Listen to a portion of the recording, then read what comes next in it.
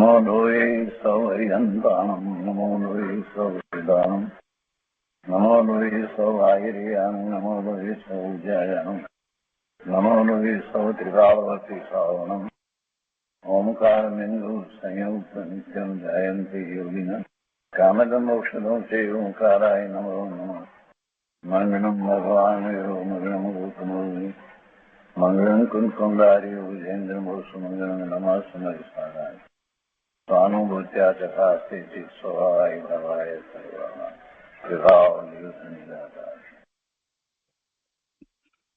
स्वानुभूति दर्शन પ્રશ્નમૂર્તિ પૂજ્ય બહેન શ્રી ચંપાબહેનની સ્વાનુભૂતિ માર્ગ પ્રકાશક તત્વ ચર્ચા એટલે સ્વાનુભૂતિ દર્શન એનું સ્વાધ્યાય આપણે કરી રહ્યા છીએ અને એમાં પ્રશ્ન 32 સુધી સ્વાધ્યાય કર્યો છે.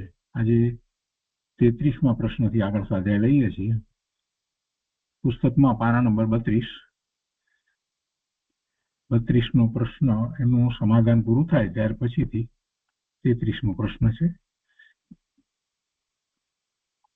બહુ લંબાણથી પ્રશ્ન કર્યો છે.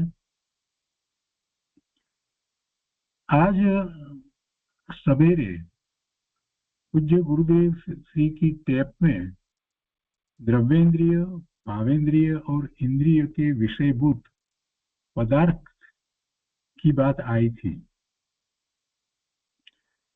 पूज्य गुरुदेव कांजी स्वामीना देह विलय पछीथी गुरुदेवना टेप प्रवचनो नियमित एज प्रमाणे चालू रह्या.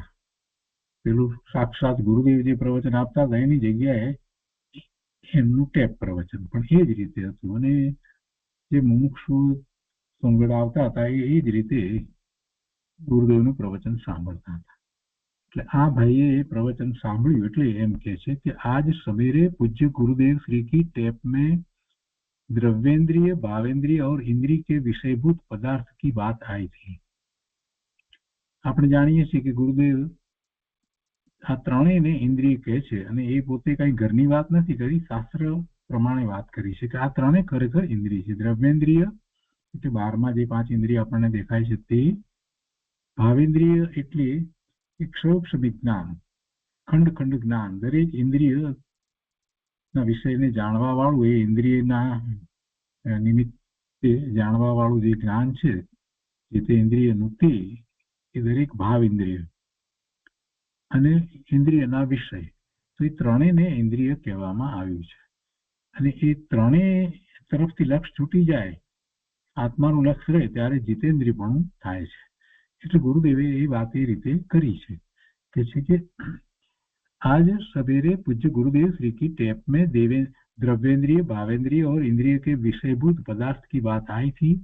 उसमें अरिहंत भगवान की दिव्य ध्वनि को भी इंद्रिय के विषयभूत पदार्थ में लिया. અરિહંત ભગવાનની દિવ્ય ધ્વનિ જે છે તો ધ્વનિ જે છે એ પણ ઇન્દ્રિયનો વિષય એમ ગુરુદેવે કહ્યું. એને પણ સાંભળવાનો રાગ થતો હોય તો એ રાગ પણ છોડવાનો છે એવી વાત ગુરુદેવે ઘણી વાર કરી છે. તો કહે છે કે દિવ્ય ધ્વનિ को भी इंद्रिय के विषयभूत पदार्थ में लिया. હવે કહે છે કે किंतु प्रवचन सार की 80वीं गाथा में आता है कि जो भगवान का द्रव्य गुण पर्याय को जानता है उसका मोह क्षय को प्राप्त होता है. तो यह कैसे कहा?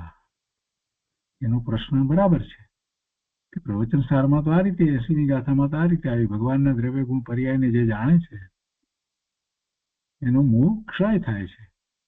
પછી ભગવાનની વાણી દિવ્ય ધ્વનિ જે છે એને ઇન્દ્રિય કે વિષયભૂત પદાર્થમાં લેવામાં આવે તો કેવી રીતે? પણ બંનેની અપેક્ષા જુદી છે. જ્યાં જે રીતે જે અપેક્ષાથી વાત ચાલતી હોય એ રીતે એ અપેક્ષાથી સમજવી જોઈએ. મૂળ વાત તો આ છે. તો સમાધાન બેનશ્રીએ બહુ સુંદર સમાધાન આપ્યું છે. કહે છે कि यह दूसरी बात है और वह दूसरी बात है.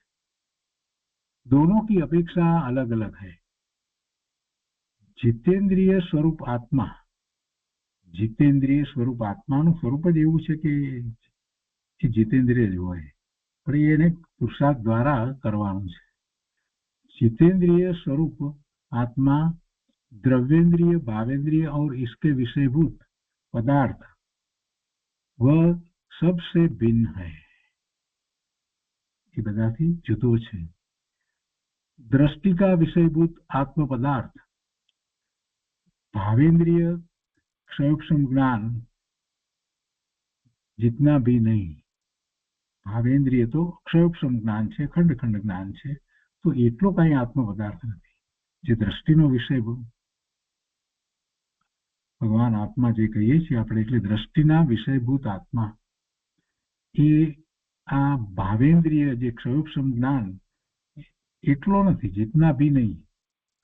वह तो पूर्ण स्वरूप है. आत्मा में ज्ञान कम हो गया, उसकी वृद्धि हो गई, ऐसी कोई अपेक्षा लागू नहीं होती. આત્માને કોઈ બીજી પરિપૂર્ણ વસ્તુ ત્રિકાળ જે છે એને તો કોઈ એવી કોઈ અપેક્ષા લાગુ પડતી નથી. જ્ઞાન વધ્યું ને જ્ઞાન ઘટ્યું ને એવી કોઈ અપેક્ષા લાગુ પડતી નથી. वह चैतन्य स्वरूप पूर्ण शुद्ध आत्मा है. ये जो दृष्टिनो विषय है, इसलिए यह सब द्रव्येंद्रिय भावेंद्रिय और उनके विषय से आत्मा को भिन्न देखो. उससे आत्मा को भिन्न देखने से भेद ज्ञान और स्वानुभूति होती है, जिसको जितेंद्रिय कहने में आता है. द्रव्येंद्रिय भावेंद्रिय અને ઇન્દ્રિયના વિષયો આ બધાથી જુદો ભગવાન આત્મા છે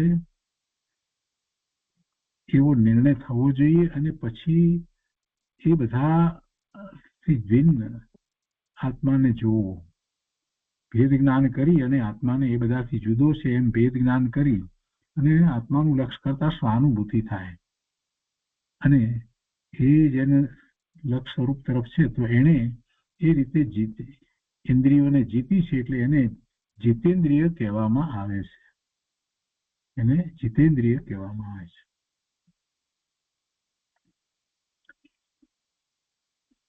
प्रवचन सार में भगवान के द्रव्य को पर्याय देखने वाला अपने को देखता है.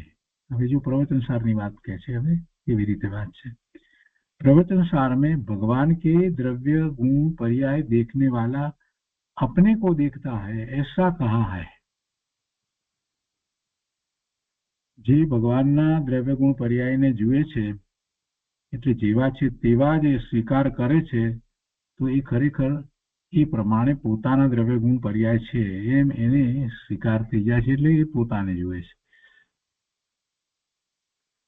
भगवान के द्रव्य गुण पर्याय देखने वाला अपने को देखता है, ऐसा कहा है. तो वहां निमित्त उपादान का संबंध दिखाया है. अनादिकाल से जीव ने आत्मा को बिछाना नहीं. जब भगवान जैसा प्रबल निमित्त मिलता है तब आत्मा की पहचान होती है. भगवान એ પ્રબળ નિમિત્ત છે. ભગવાનના દ્રવ્ય ગુણ પર્યાય એનો જ્યારે વિચાર કરવામાં આવે છે તો એ પોતાના દ્રવ્ય ગુણ પર્યાયનો વિચાર થવામાં એ નિમિત્ત થાય છે. એટલે કે છે કે जब भगवान जैसा प्रबल निमित्त मिलता है तब आत्मा की पहचान होती है. अर्थात भगवान के द्रव्य गुण पर्याय को समझ ले तो अपना आत्मा समझ में आता है कि जैसी भगवान की आत्मा वैसी अपनी आत्मा. ऐसे निमित्त उपादान का संबंध दिखाते हैं.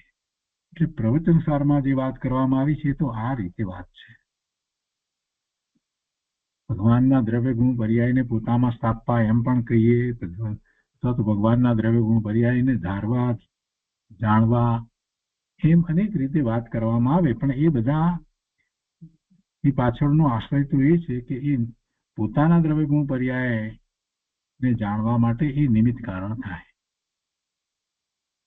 જેવા ભગવાનના દ્રવ્ય ગુણ પર્યાય છે એવા જ મારા પણ દ્રવ્ય ગુણ પર્યાય છે. વર્તમાન પર્યાયમાં મલિનતા છે, પણ દ્રવ્ય ગુણ અપેક્ષાએ તો જેવા ભગવાનના દ્રવ્ય ગુણ છે એવા જ મારા પણ દ્રવ્ય ગુણ છે. ભગવાનને પર્યાયમાં મલિનતા નથી, મને પર્યાયમાં મલિનતા છે, પણ દ્રવ્ય ગુણ તો એવા જ છે. અને પર્યાય તો સમય સમય બદલાય છે. એમ કરી અને પોતે પોતાના દ્રવ્ય ગુણનો નિર્ણય કરી એનું મહાત્મા લાવી અને સ્વરૂપ તરફ વળે છે. અને ભગવાન પણ એ જ રીતે સ્વ તરફ વળ્યા એટલે એમને એવી નિર્મળ પર્યાય થઈ. તો હું પણ એવી જ રીતે મારા દ્રવ્ય ગુણનો નિર્ણય કરી અને સ્વરૂપ તરફ વળીશ તો મારી પણ પર્યાય નિર્મળ થશે. તો આ પ્રવચન સારમાં કહેલી વાત જે છે એનો આશય છે. હવે અહીંયા આગળ કહે છે કે યહાં તું સબસે ભિન્ન હૈ એસા દિખાતે હૈ. અહીંયા જે જીતેન્દ્રીપણાની વાત કરી એ બધી વાત કરવામાં આવી તેમાં તો એ વાત છે ને કે ભાઈ આ ઇન્દ્રિયો જે છે એ પણ નહીં, એનાથી પણ જુદો. ભાવ ઇન્દ્રિય જે ખંડ ખંડ જ્ઞાન, સ્વરૂપ સમિત જ્ઞાન, એનાથી પણ પોતે જુદો, ઇન્દ્રિયના વિષયોથી પણ જુદો. तो कहते कि यहाँ तू सबसे भिन्न है ऐसा दिखाते हैं.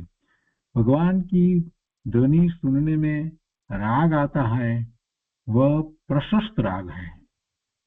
वह प्रशस्त राग को तोड़कर स्वरूप में लीन होते हैं तब मुनि वितराग हो जाते हैं. ये प्रशस्त राग જે છે, શુભ ભાવ છે, એ શુભ ભાવને છોડીને સ્વરૂપમાં લીન થવાનું છે. મુનિઓ એમ કરે છે. बस प्रशस्त राग को तोड़कर स्वरूप में लीन होते हैं तब मुनि वितराग हो जाते हैं और केवल ज्ञान पा लेते हैं. मगर बीच में दिव्य ध्वनि सुनने का राग आता है. एवा मुनियों ने, उपाध्याय ने, आचार्य भगवान ने અને સાક્ષાત ગણધર ભગવાનને પણ ત્યાં સમોસરમાં બેઠા છે ત્યારે ભગવાનની દિવ્ય ધ્વનિ સાંભળવાનો એવો રાગ આવે છે.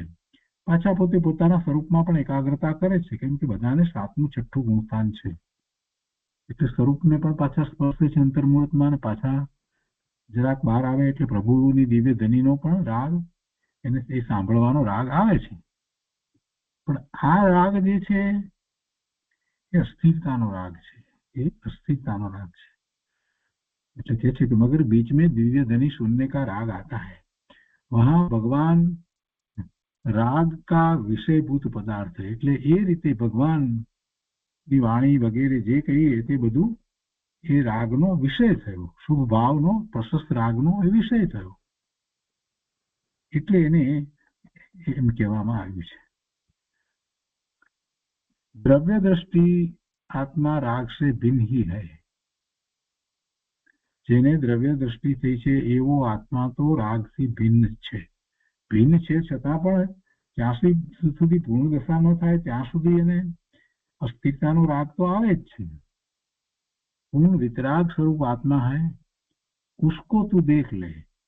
यह राग आदि तो सब बाह्य है और बाह्य लक्ष्य से ही दिव्य ध्वनि सुनना आदि का राग आता है. इसलिए तू द्रव्य दृष्टि से पूर्ण स्वरूप को यथार्थ देख. બહારે જુએ ત્યારે બહારમાં જ છે ને બધું રાગ. તો ભગવાનની વાણી પણ પોતાની બહાર છે, પોતે સ્વમાં લીન થયો છે તો ક્યાં છે? એટલે કે છે કે દિવ્ય ધ્વનિ सुनना आदि का राग आता है. ક્યારે આવે છે? તો બાહ્ય લક્ષ से. इसलिए तू द्रव्य दृष्टि से पूर्ण स्वरूप को यथार्थ देख ले. सूक्ष्म प्रशस्त राग भी आत्मा का स्वरूप नहीं है. जब तक शुभ भाव है तब तक वो शुद्ध भाव में नहीं जा सकता. जैसे कि उपयोग बाहर जाने से राग आता है और स्वरूप में लीन हो जाए तो राग नहीं होता, परंतु बीच में राग आया बिना रहता नहीं. સ્વરૂપમાં લીન થાય પણ કેટલો વખત લીન રહી શકશે? અંતર્મુહૂર્તમાં પાછો એ સવિકલ્પ દશામાં આવશે જ. પૂર્ણ દશા ન થાય ત્યાં સુધી તો એમ જ છે.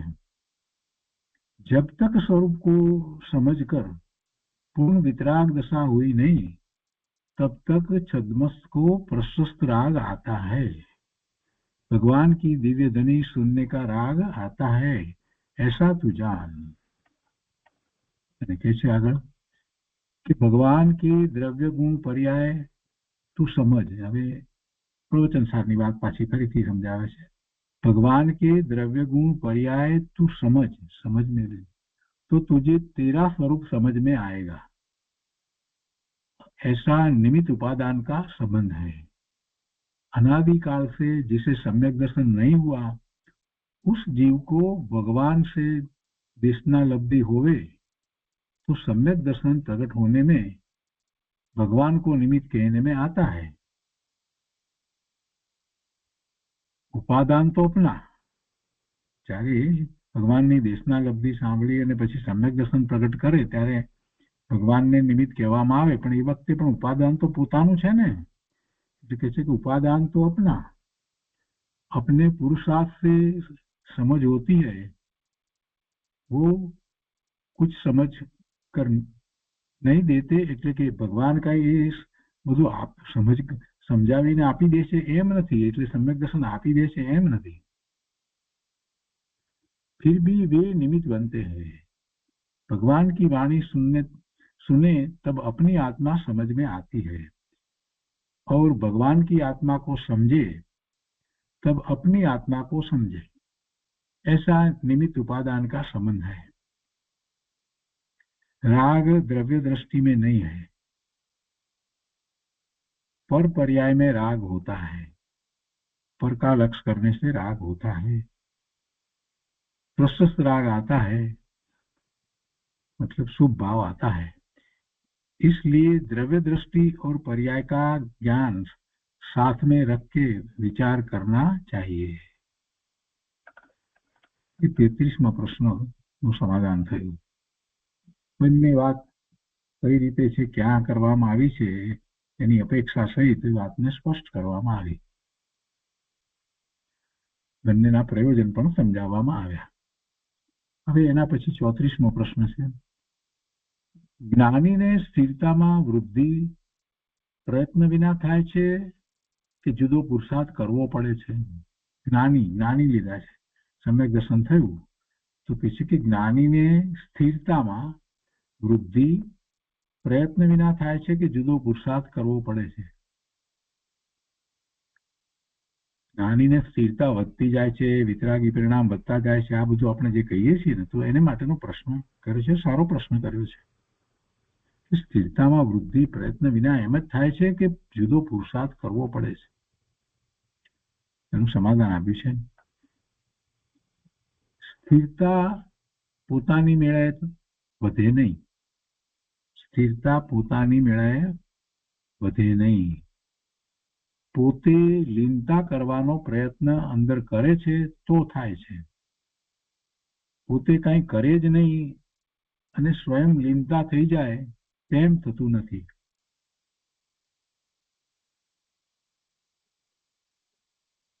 નાયકની દ્રષ્ટિ તેના બળથી લીનતા થાય છે। નાયકની દ્રષ્ટિ વધારે ને વધારે એની દ્રષ્ટિ કરે છે તો તેના બળથી લીનતા થાય છે। જ્ઞાનીનો ઉપયોગ વારે વારે બહાર જાય છે, છતાં તે મર્યાદામાં રહીને બહાર જાય છે। ઉપયોગ બહાર જાય છે છતાં દ્રષ્ટિ સ્વરૂપ તરફ રહે છે, પોતે જે છે એનું જ્ઞાન ભાન સતત વર્તે છે। એટલે મર્યાદામાં રહી અને ઉપયોગ બહાર જાય છે। સ્વરૂપ તરફ પોતાના ઉપયોગની દોરીને ખેંચી રાખે છે અને તેથી ઉપયોગને વધારે બહાર જવા દેતો જ નથી। બહાર જાય પણ બહાર એટલે કેટલો બહાર, કે અનેક પ્રકારના વિકલ્પોમાં ચાલ્યો જાય એમ જ્ઞાનીને હોતું નથી। એટલે કે છે કે સ્વરૂપ તરફ પોતાના ઉપયોગની દોરીને ખેંચી રાખે છે। બહુ સરસ વાક્ય મૂક્યું છે। આપણે ઉદાહરણ દ્વારા સમજીએ તો ખ્યાલ આવે કે પ્રાણી હોય, પાલતુ प्राणी હોય ને, એને દોરી બાંધતા અને ખૂટા સાથે દોરી બાંધી રાખે, પણ દોરી લાંબી રાખે જેથી એટલામાં હરીફરી શકે। એને દોરીને થોડી વધારે લાંબી રાખવામાં આવે કે જેથી પેલું પ્રાણી ત્યાં ફરી શકે, ગાય વગેરે જે છે ત્યાં બહુ દૂર ન ચાલી જાય। થોડી લાંબી દોરી રાખે પણ ફરી શકે, હરીફરી શકે। પ્રાણીને બિચારાને ફરવું જોઈએ, ઊભા થવું, બેસે, પાછું થોડું આગળ જાય, પાછું આવે। એટલે એ રીતે જે કરવામાં આવે છે તો પણ દોરીથી બંધાયેલું છે ને, એટલે બહુ દૂર જાય નહીં। કેવી રીતે અહીંયા વાત કરી છે કે સ્વરૂપ તરફ પોતાના ઉપયોગની દોરીને ખેંચી રાખે છે। ઉપયોગને દોરીને સ્વરૂપ તરફ ખેંચી રાખે છે એટલે ઉપયોગ બહુ બહાર જતો નથી। મર્યાદામાં રહીને બહાર જાય છે અને તેથી ઉપયોગને વધારે બહાર જવા દેતો જ નથી. ના, આ જ્ઞાની કેવી રીતે વધારે સ્થિરતા કરે છે તો કે છે કે ઉપયોગ બહુ બહાર ગયો હોય તો ફરી પાછો ઉપયોગને સ્વતરફ વાળવો એ જરા અઘરું પડે, પણ એ એટલો બહાર ઉપયોગને જવા જ નથી દેતો, ત્યાં ત્યાં જ રમે છે. ભલે સવિકલ્પ થયો પણ પાછો એના જ વિચારમાં હોય, ધ્યાનમાંથી બહાર આવ્યો, આત્માની અનુભૂતિ થઈ અને ફરી પાછો એ જ વિચારમાં હોય. એથી એવું જ કંઈક શાસ્ત્રોનું વાંચન કરે કે કંઈક એ જ રીતે ભગવાનના સ્વરૂપનો વિચાર કરે, પ્રભુ તો સ્વરૂપમાં સ્થિર થયા, અમને આગો આનંદ થયો, પ્રભુની કરુણા, ઓહો આ સ્વરૂપ એ જ આનંદમય છે, આનંદની પ્રાપ્તિ પ્રભુએ કહ્યું એ પ્રમાણે સ્વરૂપમાંથી જ થાય છે, એમ વિચાર કરતો પાછો સ્વરૂપમાં ચાલ્યો જાય. એટલે બીજે ક્યાંય આગળ બીજી વાતમાં પડે તો દૂર જવાય ને, એટલે દુરુપયોગ બહુ દૂર જતો જ નથી. એટલે તો મુનિઓને કોઈ એવી પ્રતિબદ્ધતા હોતી નથી કે તમારે આમ કરવું કે તેમ કરવું, એવી કોઈ પ્રતિબદ્ધતા એ સ્વીકારતા નથી. એટલે કે છે કે ઉપયોગને વધારે બહાર જવા દેતો જ નથી. જ્ઞાની ઉપયોગને વધારે બહાર જવા દેતો જ નથી. હું નાયક છું, આ હું નથી, આ હું નથી, એમ વારંવાર નાયકના જોરમાં પોતે પુરુષાર્થ કર્યા જ કરે છે. હું નાયક છું અને પછી એ સિવાય બીજું બધું જે ઉપયોગ બહાર છે તો જે કંઈ લક્ષમાં આવે છે તો એના તરફ કે આ હું નથી, આ મારું સ્વરૂપ નથી, આ હું નહીં. શુભભાવ આવે છે તો પણ એ હું નહીં. આજુબાજુમાં જે પદાર્થો છે, લક્ષ્મી છે, આ છે, તે છે, બધું જે કંઈ છે તે એ હું નહીં, એ મારું સ્વરૂપ નહીં, હું તો નાયક છું. એમ એ નાયકના જોરમાં પોતે પુરુષાર્થ કર્યા જ કરે છે અને એમ ઉપયોગને બહાર ભટકવા દેતો નથી. તેને વિકલ્પથી પુરુષાર્થ નથી કરવો પડતો. હવે વધારે વાત કરે છે કે જ્ઞાની છે ને ધર્મી, એટલે તો એને વિકલ્પથી પુરુષાર્થ નથી કરવો પડતો, સહજ કરે છે, તથા તેમાં હઠ પણ કરવી પડતી નથી. શુદ્ધિની વૃદ્ધિનો પુરુષાર્થ, સ્થિરતાનો પુરુષાર્થ આપણે જે કહીએ તો એ સહજ થાય છે, હઠથી નથી થતો ને હઠ પણ કરવી પડતી નથી. અર્થાત પુરુષાર્થ ન થતો હોય અને વારે વારે હઠથી તેને કરવો પડે એમ નથી. એ તો અનુભૂતિ થઈ, આનંદ આવ્યો એટલે એ તરફ જ લક્ષ જાય છે, વારે વારે એમ જ લક્ષ ચાલી જાય છે. તેને પરાણે કરવું પડે એમ હોતું નથી. પરંતુ પોતે નાયકને ઓળખ્યો છે એટલે સહજ તે તરફનો પુરુષાર્થ કરે છે. એમાં એને રસ એટલા માટે પડે છે કે આનંદની અનુભૂતિ થઈ છે ને, એટલે હવે એમાં જ રસ પડે છે. આપણને કોઈક નવી વસ્તુ લાવ્યા હોઈએ, કોઈક એવી નવી ગેમ લાવ્યા હોઈએ અને પછી એમાં ગમી જાય તો પછી એ ગેમ કરતા હોય ને પછી પાછો કંઈક સમય થાય એટલે આપણે બીજા કામ માટે જવું પડે, પણ જઈએ ને પાછા આવીએ કે તરત જ પાછું એ પેલી નવી ગેમ લાવ્યા એમાં રસ પડ્યો છે એટલે એમાં લાગી જઈએ. ફરી પાછું કોઈક યાદ કરાવે કે તમારે તો આ જમવાનો ટાઈમ થયો, આમ છે તેમ છે, તો જમી લીધું, પાછા એમાં લાગી જાય. એમ જે થઈ જાય છે ને, જે અમુક નવી કોઈ ગેમ કે કાંઈ પણ લાવ્યા હોય તેમાં રસ પડ્યો હોય. પહેલાના વખતમાં નવું ટીવી લાવે એટલે પછી ટીવી ચાલુ કરતા, એવું આખું એમ થઈ જાય. તો એવી રીતે આને આત્માની અનુભૂતિ કરી છે અને સુખ શાંતિ આનંદનો અનુભવ કર્યો છે એટલે વારે વારે એ તરફ જ વળી જાય છે. ઉપયોગ 12માં હોય, ચોથા ગુણ સ્થાને હોય તો ઉપયોગ તો 12માં ઘણો રહેતો હોય, શુભભાવમાં રહે, ક્યારેક શુભભાવમાં હોય, પણ પાછો એ તરફ વળી જાય, એની જ રુચિ એને થયા કરે અને એમ એનો પુરુષાર્થ આગળ વધે છે. એટલે એમાં હઠ કરવાની વાત નથી, એમ જ થાય છે. પરાણે કરવું પડે એમ હોતું નથી, પરંતુ પોતે નાયકને ઓળખ્યો છે, અનુભૂતિ થઈ છે એટલે સહજ તે તરફનો પુરુષાર્થ કરે છે. જે પોતાનો સ્વભાવ હોય તે જેમ સહજ હોય છે તેમ પુરુષાર્થ પણ સહજ થાય છે. સ્વભાવ છે એ સહજ છે ને, સ્વભાવ તો અનંત ગુણ અનુસરીને સ્વભાવ સહજ છે, તો એવી રીતે પુરુષાર્થ પણ સહજ થાય છે. સહજ પુરુષાર્થ એ રીતે થાય છે, હઠ કરવી પડે એવી કોઈ વાત હોતી નથી. પણ એની જ પછી તો રુચિ લાગે, એની જ લગ્ની લાગી જાય છે, એ જ ગમે છે. અમુક શું કહે છે કે હું જ્ઞાન સ્વરૂપ છું તેમ ખ્યાલમાં રહ્યા જ કરે. પાછો પ્રશ્ન કર્યો એટલે કે એમ ખ્યાલમાં રહ્યા જ કરે કે હું જ્ઞાન સ્વરૂપ છું એમ. શ્રી કહે છે કે હું જ્ઞાન સ્વરૂપ છું તેમ પોતાને રહ્યા જ કરે, કઈ ભૂલાતું નથી. એમ સહજ રહ્યા જ કરે છે. હું જ્ઞાન સ્વરૂપ છું તેમ પોતાને રહ્યા જ કરે. સમ્યક દર્શન નથી થયું ત્યાં સુધી એને એવી જાગૃતિ પૂર્વક હું જ્ઞાન સ્વરૂપ છું, આ બીજી બધી વાતમાં હું આવ્યો એ મારું સ્વરૂપ જ નથી, એવો એને પ્રયત્ન કરવો પડે. સમ્યક દર્શન થયા પછી એ સહેલું થાય છે. હું જ્ઞાન સ્વરૂપ છું એમ પોતાને રહ્યા જ કરે. રાગ તરફ તેની રુચિ નથી, તેથી ત્યાંથી છૂટતો જાય છે. રાગ તરફથી છૂટતો જાય અને પોતા તરફ ફરતો જાય છે. આ રીતે પુરુષાર્થ સહજ થાય છે. હઠથી કે પરાણે પરાણે પુરુષાર્થ થતો નથી. તેને આત્માની રુચિ છે, માટે રુચિ અને પુરુષાર્થ આનંદથી કરે છે, સહજ થાય છે. આનંદથી કરે છે, સહજ થાય છે, ગમે છે. એમ નથી થતું કે હું હવે પુરુષાર્થ કરું, હવે ચલો હવે 10 વાગ્યા, હવે મારે પુરુષાર્થ કરવાનો, એવું નથી હોતું. એટલી રુચિ છે એની લગ્ની લાગી છે એટલે એ તરફ જ વળી જાય છે. આપણને પણ જે વસ્તુની એવી લગ્ની લાગી હોય તો પછી સમય જોતા નથી, એ તરફ ઢળી જઈએ છીએ. અમુક ફરીથી પ્રશ્ન કરે છે કે આપે આનંદ શબ્દ સારો કહ્યો, સહજનો અર્થ આનંદથી થાય છે. સહજ અને આનંદ બે વાત લીધી ને એટલે ગ્રંથથી વધારે સમજાવતા કહે છે કે પુરુષાર્થ આનંદથી કરે છે, હઠથી નથી કરતો. આ હઠ એટલે ખેદપૂર્વક કરે છે એમ નહીં, કરવો જ પડે, હવે ન કરીએ તો શું થાય, હવે ટાઈમ થયો એટલે કરવાનો, એમ નથી હોતું. જો નિત્યક્રમમાં પણ આ વાતને આપણે ઉતારવાની છે.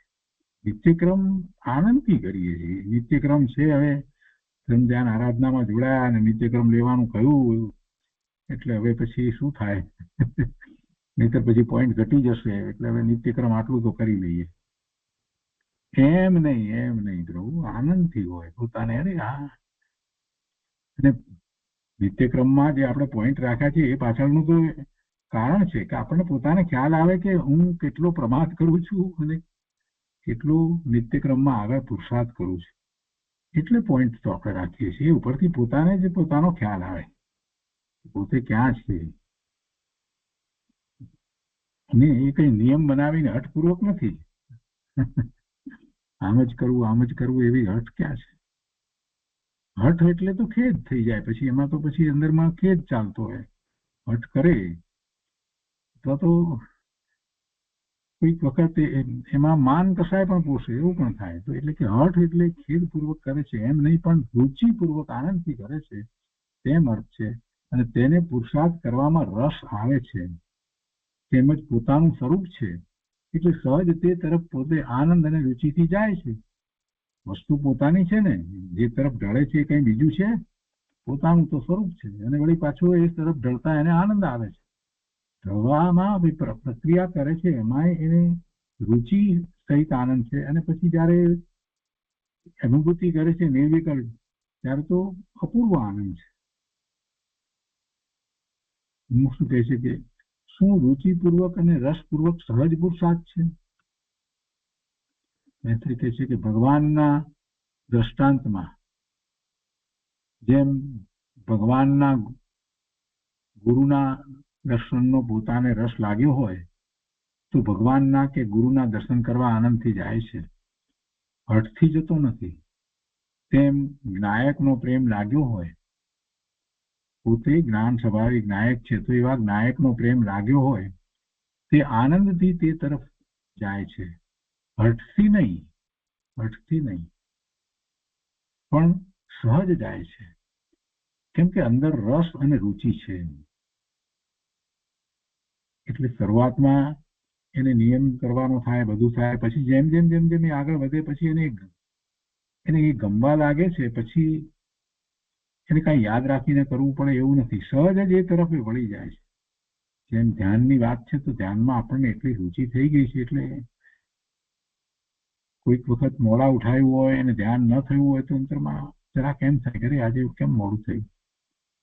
ઠીક છે, ગમે ત્યારે પણ પાછો એ ધ્યાનમાં બેસી જાય છે. જીવને એમ થાય છે ને, ધ્યાન વિનાનો કોઈ દિવસ આપણો જાય તો આપણને ગમતું નથી, થાય છે ને. તો એ રીતે આખી વાત છે, સહજ. કેમ કે અંદર રસ અને રુચિ છે.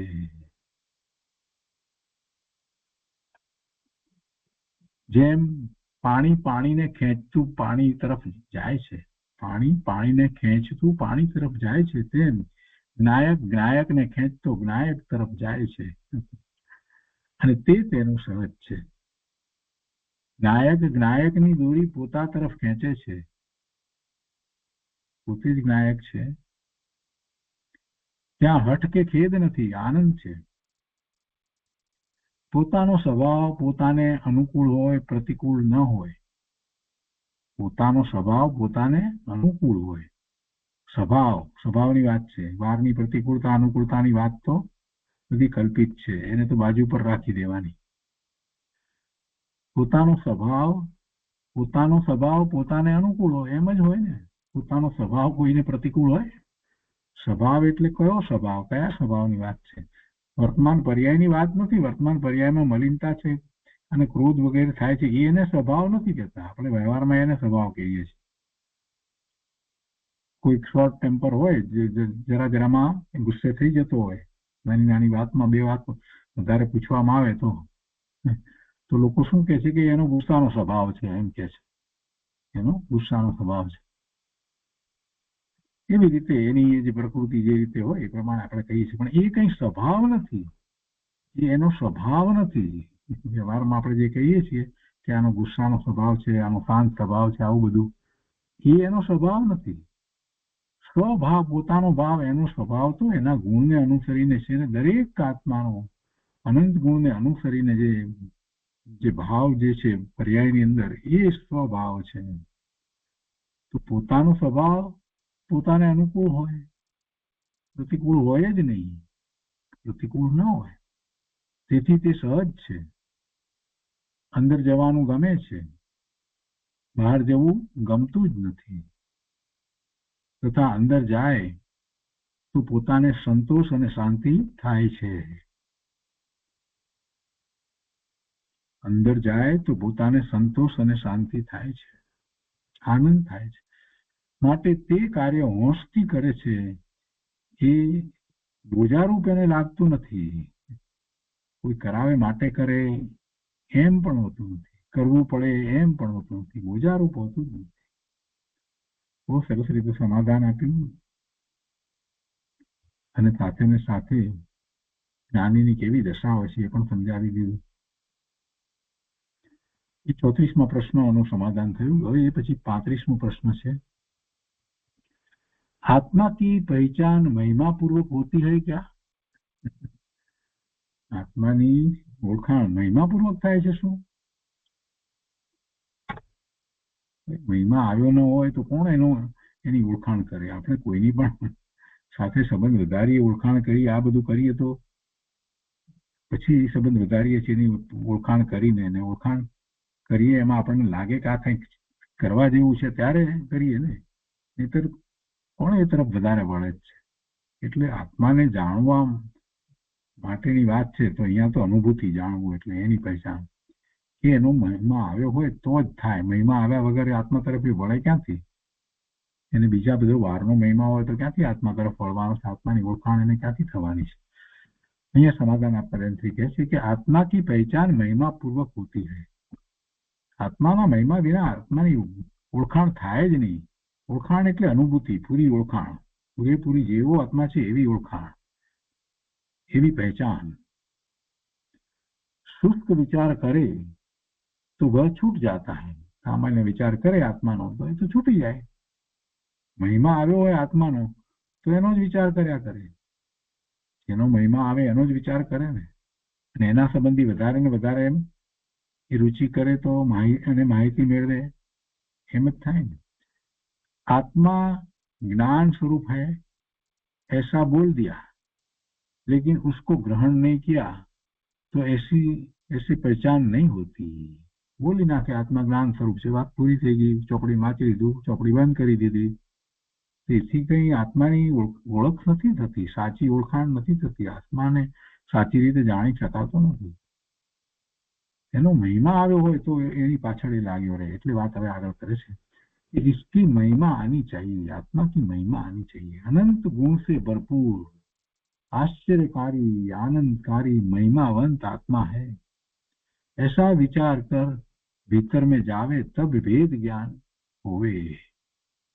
अनंत गुण से भरपूर चैतन्य चमत्कारमय चैतन्य देव मैं हूँ, एवो चैतन्य चमत्कार हूँ छू, एवो भगवान छू, अनंत गुण स्वामी हूँ छू। થોડો ગુણોનો વિચાર કર્યો હોય, 47 શક્તિના વર્ણનો ગુરુદેવ પાસેથી સમજ્યો હોય ત્યારે એને દરેક શક્તિનું વર્ણન આવતું જાય. એ જ વખતે ઓહો આવો મારો ગુણ, ઓહો આવું મારું સ્વરૂપ, એમ એને પોતાની અંદર ઉતારતો ગયો હોય પછી એને એમ લાગે કે અરે આવું સ્વરૂપ અને હું શું કરું છું, આવા સ્વરૂપને હું ગમે ત્યાં રગદોળું છું, ગમે તેવી જગ્યામાં, ગમે તેમાં વિકલ્પોમાં, ગમે તેવા ભાવમાં રગદોળું છું, મને શોભતું નથી. આવું મારું સ્વરૂપ એ તો સ્વભાવ ભાવે જ શોભે છે, એમ અંદરમાંથી થઈ જાય.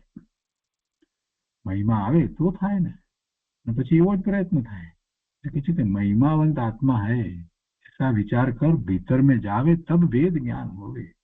अनंत गुण से भरपूर चैतन्य चमत्कारमय चैतन्य देव मैं हूँ, दिव्यता से भरपूर मैं हूँ, ऐसी चैतन्य की अंदर से अद्भुतता लगनी चाहिए।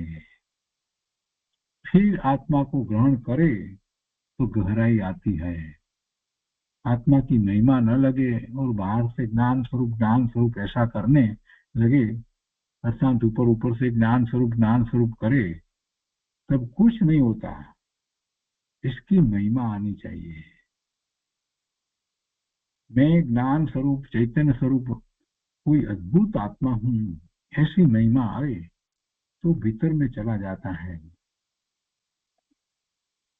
હવે મુક્ષુ પ્રશ્ન કરે છે કે આત્માની મહિમા કેસે આવે? એટલું તો એને બેઠું કે મહિમા આવે તો પછી આગળ વધાય. તો કે છે કે મહિમા કેવી રીતે લાવવી? બેનશ્રી કહે છે કે મહિમા અર્થાત आत्मा की अद्भुतता लगनी चाहिए, आश्चर्य लगना चाहिए। ऐसा आत्मा, ऐसी आत्मा, अद्भुत है। महिमा अर्थात आत्मा की अद्भुतता लगनी चाहिए, आश्चर्य लगना चाहिए कि यह कोई अद्भुत तत्व है कोई अद्भुत चीज है। दुनिया में आत्मा जैसी और कोई चीज है ही नहीं। उसका सामर्थ्य के बारे में सोच के उसकी अद्भुतता लगनी चाहिए, ऐसा आत्मा का सामर्थ्य। और वे सब सामर्थ्य मेरा है, ये सब सामर्थ्य तो मेरी आत्मा कोई सामान्य नहीं है, सिद्ध भगवान जैसी है।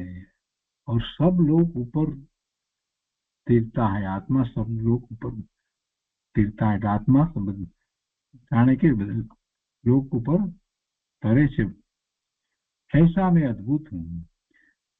जहाँ रुचि लगे उपयोग वहां ही लगे। तो मूल बात है, रुचि अनुसारी वीर्य અને ઉપયોગ પણ જ્યાં रुचि હોય એ તરફ જ ઉપયોગ વળે છે ને, એટલે કે જ્યાં रुचि लगे उपयोग वहां ही लगे। એવી આત્માની रुचि થાય તો પછી उपयोग એમાં જ રોકાઈ રહે। भगवान की जिसको महिमा होती है कि भगवान वितराग स्वरूप है, उसको मंदिर में भगवान का दर्शन करते समय भगवान की प्रतिमा को देखकर आश्चर्य लगता है कि कैसे भगवान, ठीक वैसे ही चैतन्य भगवान का, अपना चैतन्य भगवान એટલે પોતાનો भगवान आत्मा का आश्चर्य लगना चाहिए कि वितराग आत्मा ऐसी ही है, फिर वह छूटे नहीं, પછી आत्मा छूटे नहीं। आत्मा की महिमा लगे तो उसको देखने के लिए उपयोग बार बार वहां ही जाए, लेकिन महिमा न लगे तो मैं ज्ञान स्वरूप हूँ ऐसा छूट जाता है। ये तो मात्र वाणी में ज रही जाए। महिमा हो तो ये तरफ नो प्रयत्न थाय, ये तरफ लक्ष्य जाए। આત્મા તરફ લક્ષ જાય અને અનુભૂતિનો એ પુરુષાર્થ કરે. બાકી બોલે શાસ્ત્ર નો સ્વાધ્યાય કરે ત્યારે હું જ્ઞાન સ્વરૂપ છું એમ બોલે, પણ એ પછી શાસ્ત્રનો સ્વાધ્યાય પૂરો થાય એટલે વાત પૂરી થઈ, પછી તો એ છૂટી જાય છે, વાત જ રહેતી નથી. અંતરમાં એ વાત ઘુમરાવી જોઈએ ને, અંદરમાં રહેવી જોઈએ ને. એ વાત હું જ્ઞાન સ્વરૂપ છું, જ્ઞાન સ્વરૂપ છું, એ વાત સતત ઘોળાયા કરવી જોઈએ ને. એ ઘોળાયા કરે તો કામ થાય, નહીતર કંઈ કામ થતું નથી. અને સ્વાધ્યાય વખતે બીજી બધી વસ્તુના લોકો વિચાર કરતા હોય તો એને આ વાત એને હૃદયને સ્પર્શી જ નથી. હું જ્ઞાન સ્વરૂપ છું, આ તો બહુ મોટી વાત છે.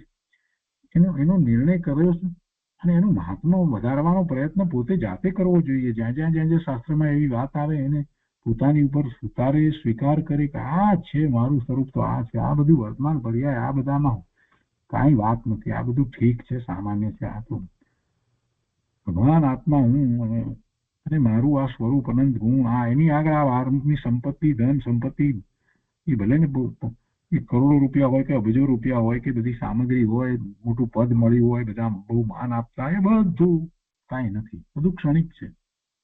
યશ નામ કર્મનો ઉદય હોય તો બધા માન આપે, એમાં કઈ મોટી વાત નથી. અને એવા સાતા વેદનીના ઉદય વગેરે હોય તો શરીર પણ સારું અને બીજી બધી સામગ્રીઓ પણ એટલી જ મળ્યા કરે, મળે. પણ એ બધું એ એવા કર્મના ઉદયને કારણે છે, અને કર્મના ઉદયને તો એને તો એનો સમય છે ને, જેટલા કાળ માટે એ બાંધ્યું છે એટલો કાળ એ રહેશે, જેટલો સમય ઉદય રહેવાનો છે એટલો સમય ઉદય રહેશે, પછી તો એ કર્મ ફરી જાય છે, એનો સ્થિતિબંધ છે ને. તો આ બધું તો એ કર્મના સ્થિતિબંધને કારણે છે, અને એમાં હું શું મોહી જઉં છું? એમાં શું મોટી વાત છે? મહિમા એનો કરવાનો છે જે છૂટી જવાનું છે, જે અહીં રહી જવાનું છે એનો મહિમા કરવાનો, કે જે મારું પોતાનું છે એનો મહિમા હોય? મને મારું પોતાનું શું છે આમાં? મારું પોતાનું તો સ્વરૂપ છે, શુદ્ધ સ્વરૂપ છે, સિદ્ધ સમાન સ્વરૂપ છે, એ છૂટી નથી જવાનું, એનો મહિમા હોય. मैं ज्ञान स्वरूप हूँ, ये बात छूटी ना जवी જોઈએ. भगवान की महिमा लगे तो मंदिर में प्रतिमा जी को देखकर शांति होती है कि भगवान कैसे वितराग है वगैरह वगैरह થાય ને લાગે ઓહો भगवान. ऐसे आत्म भगवान की પોતાનો आत्मा, ऐसे आत्म भगवान की महिमा लगनी चाहिए. प्रतिमा जी ऐसी है तो साक्षात भगवान कैसा होगा? ऐसे साक्षात भगवान की महिमा આવે, એમ આવે ને આપણને ભગવાનનો મહિમા આવ્યો હોય, શ્રીમંદર પ્રભુનો ખૂબ મહિમા આવ્યો હોય, ગુરુદેવે એટલી બધી વાત કરી હોય શ્રીમંદર પ્રભુની, અને કુંકુંદાચાર્ય ભગવાન બધું ત્યાંથી જ્ઞાન લઈને આવ્યા, એટલે આપણને શ્રીમંદર પ્રભુનો ખૂબ મહિમા આવે. અને પછી મંદિરમાં અત્યારે કોઈ મંદિરમાં શ્રીમંદર પ્રભુની પ્રતિમા જોઈએ તો આપણને બધી વાત યાદ આવે, એટલે ત્યારે એમ થાય કે આ તો પ્રતિમા, પણ ભગવાન કેવા, કેવા ભગવાન, સાક્ષાત ભગવાન કેવા. મોટી પ્રતિમા હોય છે ને શ્રીમંદર પ્રભુની પ્રતિમા, મોટી મોટી પ્રતિમા. આ મંદિરો છે, ઘણા મંદિરોમાં છે. મહેસાણાના મંદિરમાં પણ ઘણી મોટી પ્રતિમા શ્રીમંદર પ્રભુની છે. તો અહીંયા એ વાત કરે છે કે પ્રતિમાને જોઈ અને એમ થાય છે ને કે સાક્ષાત ભગવાન કેવા છે, મહિમા આવ્યો છે એટલે થાય છે. वैसे आत्म भगवान की महिमा आनी चाहिए એમ કે છે. और चित्त वहां ही लगे તો દૂસરી કहीं भी जगह लगे नहीं. પછી ચિત્ત ત્યાંથી બીજે ખસશે નહીં, ત્યાં જ ચિત્ત લાગ્યું રહેશે. હું શું પ્રશ્ન કરે છે કે स्वयं महिमावान पदार्थ होते हुए भी स्वयं की महिमा क्यों नहीं आती? બિચારા સીધી રીતે પૂછી નાખ્યું, કેમ નથી આવતું મને? સ્વયં પોતે મહિમાવાન છે આપ કહો છો એ પ્રમાણે, પણ કેમ મહિમા મને નથી આવતો? વિચાર તો થઈ ગયો એને, એ વાત તો બરાબર છે, પણ મને કેમ મારા આત્માનો મહિમા નથી આવતો? અને આ વાત તો મોટા ભાગના લોકોને છે. બેનશ્રી આનું समाधान आपका कैसे कि बाहर की महिमा है, बाहर की महिमा है, बाहर में रुक रहा है, इसलिए स्वयं की महिमा नहीं आती. બહારમાં રસ પડે છે, બહારનો જ મહિમા છે. જે અહીંયા રહી જવાનું છે, જે છૂટી જવાનું છે, જે નાશ પામવાનું છે એ બધાનો મહિમા છે. એ બધા બહારના પદાર્થો, આ બધા જે ઇન્દ્રિય જ્ઞાનના વિષય રૂપ પદાર્થો જે છે એ બધાનો એને મહિમા છે. એમાંનું એક પણ વસ્તુ એને કામમાં આવવાની નથી, એની સાથે આવવાની નથી, એને લાભદાયી નથી. માત્ર એ રાગનું કારણ થાય છે, બીજું કાંઈ થતું નથી. એટલે बाहर के पदार्थों में जीव रुक जाता है, बाहर के पदार्थ की उनकी महिमा लगती है. बाहर देखने में आश्चर्य लगता है કે આવી કાર ને આવો ફોન ને નવો ફોન આવ્યો, હવે કેવો ફોન, હજી તો વર્ણન વાંચ્યું ત્યાં એને એમ થઈ જાય કે આપણે આ ફોન જોવો છે અને પછી લેવો છે, એમ થઈ જાય કે ભાઈ આટલા લાખનો ફોન છે ને તો કઈ વાંધો નહીં, પણ આ ફોન હા તો બહુ સરસ છે. એટલો બધો મહિમા આવે કે સવારે જે સ્વાધ્યાય કર્યો તો એ ભૂલાઈ જાય. એડવર્ટાઇઝમેન્ટ જુએ ને ત્યાં हाँ, श्री कहते हैं कि बाहर देखने में आश्चर्य लगता है, यह देखूं ऐसे सब बाहर देखने में रुक जाता है और भीतर में चैतन्य भगवान आत्मा देखने में नहीं आती है. इसलिए विश्वास नहीं आता, इस वजह से महिमा नहीं आती. और बाहर में विश्वास आता है, इसलिए बाहर में सब महिमावंत लगता है. तो પોતાનો દોષ છે ભાઈ. बाहर में कोई सामान्य बात हो तो भी कुतूहल करके देखने को जाता है, लेकिन भीतर आत्मा का आश्चर्य करके कुतूहल करके देखने को भी नहीं जाते. शास्त्र में ये बात आई है ना, कैसे कि शास्त्र में आता है कि तू एक बार कुतूहल करके देख तो सही कि अंदर कैसी आत्मा विराजमान है. शास्त्र में बात आई है. अमृतचंद्राचार्य भगवाने कह્યું કુતૂહલ કરીને તું એકવાર જોતો ખરો કે કેવું ભગવાન, કુતૂહલ કરીને પણ એમ.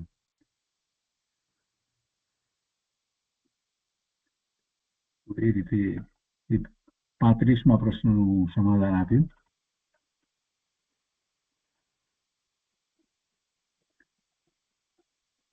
પછી 36મો પ્રશ્ન છે, આપણે લઈએ કે હું જ્ઞાયક જ છું એવો નિર્ણય શું પહેલા બુદ્ધિપૂર્વક થતો હશે?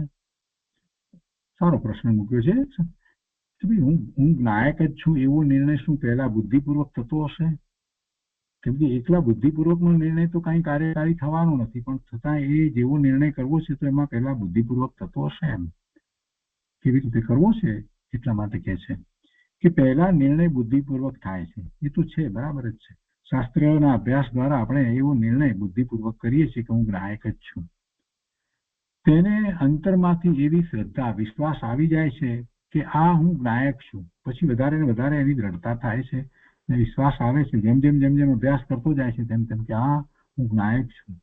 અને આ જ્ઞાયકને ગ્રહણ કરી તેમાં તીવ્રતા, ઉગ્રતા કરવાથી અવશ્ય આગળ જવાશે એવો નિર્ણય તેને આવી જાય છે. આ નિર્ણય આવવો બહુ જરૂરી છે કે હું જ્ઞાયક છું અને જ્ઞાયકને ગ્રહણ કરીને હું જ્ઞાયક જ છું, બીજું કાંઈ નથી. વેદ જ્ઞાન એને માટે કરી અને બસ એમાં જ વધારે ને વધારે ઉગ્રતા કરશે તો આગળ જવાશે એવો એને નિર્ણય થાય તો એમાં એ વધારે એકાગ્રતાનો પ્રયત્ન કરે. હું જ્ઞાયક જ છું, બીજું કાંઈ નથી. વેદ જ્ઞાનનો અને એકાગ્રતાનો પ્રયત્ન કરે અને એવો નિર્ણય તેને આવી જાય છે અને એ રીતે પછી આગળ કામ શરૂ થાય છે. તો જ્ઞાયકના મૂળમાંથી સ્વભાવ ગ્રહણ થાય છે કે જ્ઞાયક આ જ છે. જ્ઞાયકના મૂળમાંથી સ્વભાવ ગ્રહણ થાય છે કે જ્ઞાયક આ જ છે. અને આ વિભાવ છે. જે જાણી રહ્યો છે, જ્ઞાન કરી રહ્યો છે, એ જ્ઞાયક છે. એ જ્ઞાયક આ જ છે. પરનું જ્ઞાન કરે છે તો પણ જે જ્ઞાન કરનારો છે તે જ્ઞાયક છે. જે જ્ઞેય છે એ જ્ઞેયને જાણવા વાળી એના જ્ઞાનની પર્યાય થઈ છે એ નહીં, પણ એ પોતે જેમાંથી આ જ્ઞાનની પર્યાય આવી રહી છે સતત, એ જ્ઞાયક પોતે છે. એમ આ જ્ઞાયક છે એવું. એટલે જ્ઞાયકના મૂળમાંથી સ્વભાવ ગ્રહણ થાય છે કે મારો સ્વભાવ આવો જ્ઞાયક છે કે જે હું જાણું જ છું, જ્ઞાન જ કરું છું, એવો હું જ્ઞાયક છું. એમ સ્વભાવ ગ્રહણ થાય છે કે આ જ્ઞાયક આ જ છે. અને આ એ સિવાય બીજું જે છે તે બધું એ વિભાવ છે, પર છે, એ બધું બીજું બધું લાગે છે ને કે આ બીજું બધું વિભાવ છે અને પર છે. અને આ સ્વભાવ છે અને તે સ્વભાવને ગ્રહણ કરવાથી, જ્ઞાયક સ્વભાવ છે અને એને ગ્રહણ કરવાથી અંતરમાંથી શાંતિ અને આનંદ આવશે. આ જ્ઞાયકને જ ગ્રહણ કરવાનો છે. ગ્રહણ કરવું એટલે એ જ હું છું એમ. તેના પુરુષાર્થને ઉગ્ર કરવાથી અવશ્ય આમાંથી સહાનુભૂતિ પ્રગટ થશે. એવો જોરદાર નિર્ણય પ્રથમ હોય છે. એ નિર્ણય હોય છે એટલે જ એવો પુરુષાર્થ કરશે. નિર્ણય વિના પુરુષાર્થ ક્યાંથી કરવાનો છે? અને સહાનુભૂતિ પછી વેદ જ્ઞાનની ધારા સહજ વર્તે છે. આ હું એવો અનુભવ થયા પછીથી તો પછી બીજું બધું જુદું છે, જુદું છે, જુદું છે, જુદું છે, સતત ચાલ્યા કરે. જે પોતે છે એ જ હું છું. એ સિવાય બીજું બધું જે કંઈ આવે દેખાય એ બધું જ્ઞાનનું જ્ઞેય, એમાંનું કાંઈ મારું નથી. બધું મારા જ્ઞાનનું જ્ઞેય, પણ એ મારું નથી, એ મારું નથી. અને આમ જ આખી વિચારધારા થઈ જાય છે એટલે આપોઆપ બહારમાં એને રસ ઘટી જાય છે. બહારમાં કંઈ કરવા પણ વેર લાગતું નથી. કરતાપણું પણ બાપરનું કરતાપણું પણ ટળી જાય છે. પરિગ્રહ ઓછો થઈ જાય છે. આપોઆપ ઓછું થતું જાય છે. બધું તો જ્ઞાયક જ છું. આ મારું નથી, આ મારું હોય નહીં. વિભાવ ભાવો જે છે, વિભાવ ભાવે થવાનું પણ હવે ઘણું ઓછું થઈ જાય છે. શુભ ભાવે પણ એ થતો નથી. એટલે એમ વેદ જ્ઞાનની ધારા સહજ વર્તે છે કે આ બધાથી હું જુદો. ગમે તે વાત આવે, ગમે તે વસ્તુ આવે, ગમે તે નું એને જ્ઞાનમાં એનું જ્ઞાન થાય જ્ઞેય તરીકે, પણ એમાં કોઈમાં એને પોતાપણું લાગે નહીં, એનું મહાત્મ્ય લાગે નહીં. સહાનુભૂતિ પછી આવી દશા થાય છે. એટલે કે છે કે સહાનુભૂતિ પછી ભેદ જ્ઞાનની ધારા સહજ વર્તે છે. પહેલા નિર્ણય હોય છે પણ ભેદ જ્ઞાનની સહજ ધારા હોતી નથી. તેને જ્ઞાયક ગ્રહણ થાય અને છૂટી પણ જાય. પુરુષાર્થની એવી તીવ્રતા મંદતા થયા કરે, પણ નિર્ણય જોરદાર હોય છે કે આવી જાતનો પુરુષાર્થ કરવાથી, આ જ્ઞાયકની ઉગ્રતા કરવાથી અવશ્ય માર્ગે જવાશે. ભેદ જ્ઞાનની સહજ ધારા હોતી નથી. પહેલા એને નથી હોતી. નિર્ણય હોય ત્યારે ભેદ જ્ઞાનની સહજ ધારા હોતી નથી અને તેને જ્ઞાયક ગ્રહણ થાય અને છૂટી પણ જાય. ભેદ જ્ઞાનની સહજ ધારા એ વખતે નથી હોતી, પણ એકવાર એ અનુભૂતિ થાય ત્યાર પછીથી ભેદ જ્ઞાનની ધારા સહજ વર્તે છે. અને પુરુષાર્થની એવી તીવ્રતા પછી તો થયા કરે છે. જ્યાં સુધી એને એ અનુભૂતિ નથી થઈ, એટલે કે છે તો ત્યાં સુધી એને પહેલા માત્ર નિર્ણય હોય છે. અને નિર્ણય હોય છે ત્યારે પણ એને ભેદ જ્ઞાનની ધારા સહજ નથી હોતી. સહજ ધારા હોતી નથી. પ્રયત્નપૂર્વક એ ભેદ જ્ઞાન કરે છે અને તેને જ્ઞાયક ગ્રહણ થાય અને પાછું તો છૂટી પણ જાય છે. અને પુરુષાર્થની એવી તીવ્રતા મનતા થયા કરે, પણ નિર્ણય જોરદાર હોય છે કે આવી જાતનો પુરુષાર્થ કરવાથી, આ જ્ઞાયકની ઉગ્રતા કરવાથી અવશ્ય માર્ગે જવાશે. એવો એને જોરદાર નિર્ણય હોય તો આ બધું જે થતું હોય એમાંથી પછી છેવટે એને સહાનુભૂતિ એવી થાય અને ત્યાર પછીથી ભેદ જ્ઞાનની સહજ ધારા રહેવા માંડે. પછી કે સહાનુભૂતિ પછી તેને જ્ઞાયકની ધારા સહજ જોરદાર રહે છે. સમ્યક દ્રષ્ટિને જ્ઞાયકની ધારા સહજ જોરદાર રહે છે. હું જ્ઞાયક છું એ ધારા ક્ષણે ક્ષણે ગમે ત્યાં ઉપયોગ બહાર જાય તથા અનેક જાતના વિભાવના વિકલ્પ આવે તો પણ જ્ઞાયકની ધારા વર્તે છે. જ્ઞાયક ક્ષણે ને ક્ષણે જુદો ને જુદો રહે છે. બધાથી જ્ઞાયક પોતે ભગવાન જ્ઞાયક એ બધાથી જુદો ને જુદો રહે છે. બહારથી ગમે તે કાર્ય થતું હોય અને અંતરમાં ગમે તે વિકલ્પ આવતા હોય તો પણ જ્ઞાયક તેનાથી ન્યારો અને ન્યારો રહે છે. જ્ઞાયક ધારાની પરિણતિ જુદી જ રહે છે. ખાતા પીતા, હાલતા ચાલતા, સૂતા જાગતા, એમ કોઈ પણ કાર્યમાં નિરંતર ભેદ જ્ઞાનની ધારા રહે છે. તે ભેગો થતો જ નથી. એટલે એ બધા સાથે એકરૂપ થતો જ નથી, એનાથી જુદો જ રહે છે, ભેગો થતો જ નથી, એવી સહજ ધારા રહે છે. એટલે એને માટે એને વિકલ્પો કરવા પડે, વિચાર કરવા પડે, એમ નથી થતું. એ સહજ એને છે કે આનાથી એ જુદો છે, આનાથી એ જુદો છે, એ સહજ છે. જેમ આપણને મનુષ્યપણું એ કેટલું સહજ છે. બકરાના ટોળાની વચ્ચે આપણે ચાલવા જતા હોય ત્યારે પણ આપણને એમ નથી થતું કે આપણે કઈ આ બકરા રૂપે છે કે બકરા રૂપે થઈ જઈશું તો શું, કે એવો કોઈ વિકલ્પ ઉઠતો નથી કે એનાથી તો હું જુદો છું એમ જ લાગે છે.